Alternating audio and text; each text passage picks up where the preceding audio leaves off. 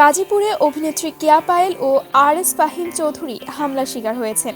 Viewers, মঙ্গলবার গাজীপুর রাজবাড়ী মাঠে হাজির হয়েছিলেন কেয়া পায়েল। সেখানে ফটো কন্টেন্ট বিজয়ীদের হাতে পুরস্কার তুলে দেওয়ার কথা ছিল তার। শুরুটা ভালোই ছিল, তবে বেলা যত বাড়তে থাকে মানুষের ভিড়। সেখানে ছিল না কোনো নিরাপত্তা ব্যবস্থা, তাই যেটা হওয়ার সেটাই হয়েছে। হেনস্থা হতে হয়েছে কেয়া পায়েল এবং আর.এস. ফাহিমকে।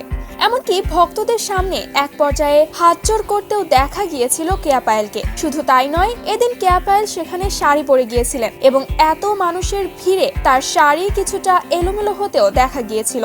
অন্যদিকে আরও একটি খবর চাউর হয়েছে যে এদিন নাকি আর.এস. ফাহিমকে মারধর করা হয়েছে, কিন্তু পরবর্তীতে আর.এস. ফাহিম নিজেই জানিয়েছেন যে তাকে কোনো প্রকারের মারধর করা হয়নি, বরং সে কিছুটা অসুস্থ হয়ে পড়েছিলেন এত মানুষের ভালোবাসা পেয়ে। তো ভিউয়ার্স, আর.এস. ফাহিম এবং কেয়া পায়েলের এভাবে হেনস্থা হওয়ার বিষয়টি আপনারা কেমন চোখে দেখছেন তা অবশ্যই আমাদের কমেন্ট করে জানাতে ভুলবেন না। ধন্যবাদ।